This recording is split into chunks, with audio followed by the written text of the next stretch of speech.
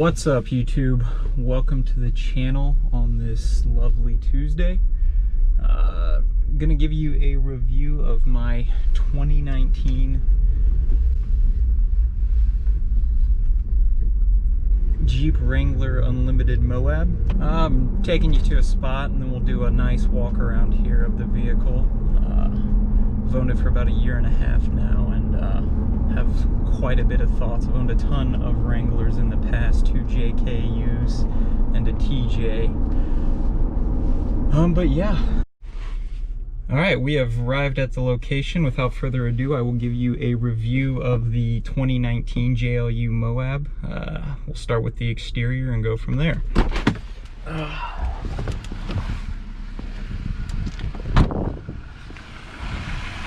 Okay, so starting off, one of the most notable differences here in the JLU MOAB versus the Sahara standard or even altitude is the hood with the vented scoops that do absolutely nothing. It's strictly cosmetic. I'll even give you an in-depth look here, but yeah, there's nothing going through there except for a couple leaves that get stuck in the vents themselves.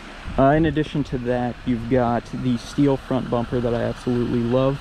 And with this package, you'll notice that there is also the LED lighting group.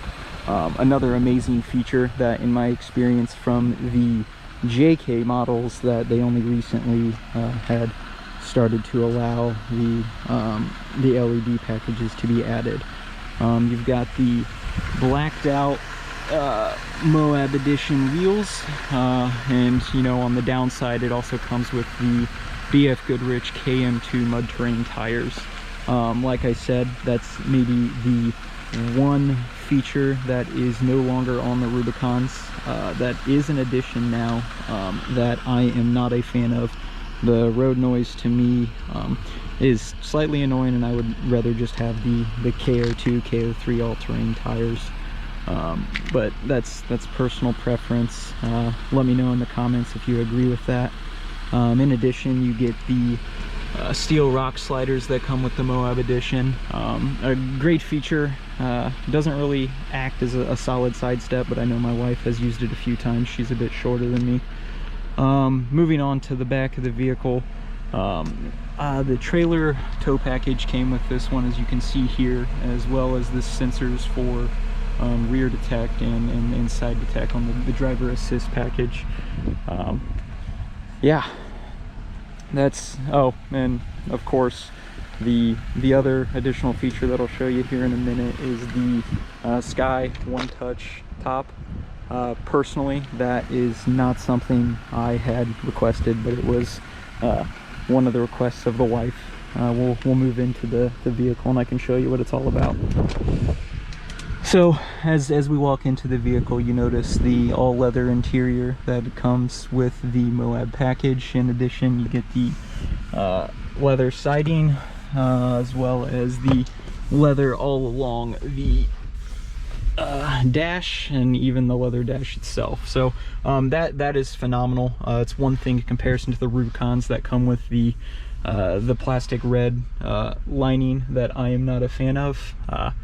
And I certainly know the wife is not.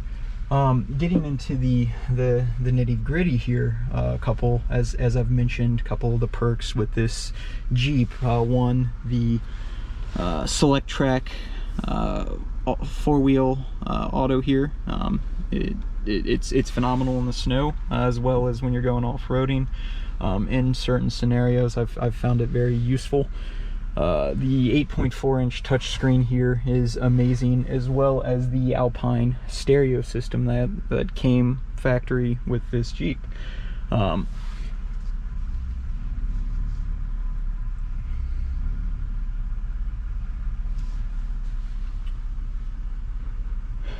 Few other things of note here. The glove box storage space, which has never been good with Jeeps, absolutely sucks in the JL models.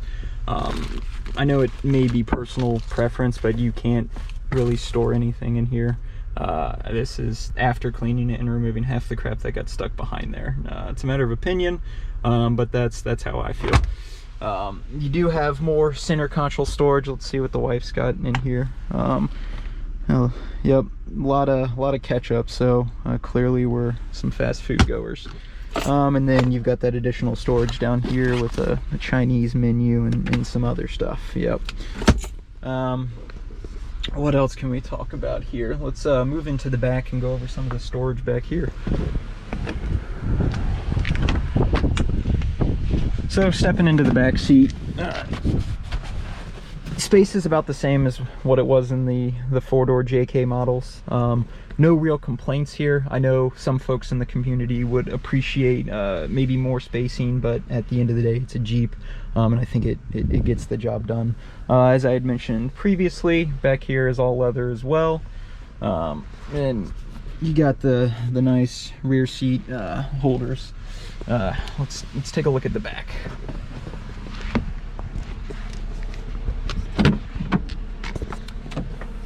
Super spacious rear, just like the JKs. Not much has changed here.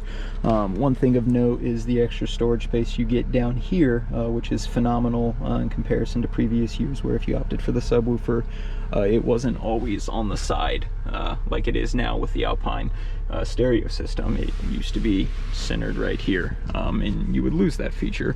One other nifty thing, and I know this has been around on Jeeps for a while, not specific to the MOAB, but the door hinges and the roof and windshield bolt holders I find extremely useful.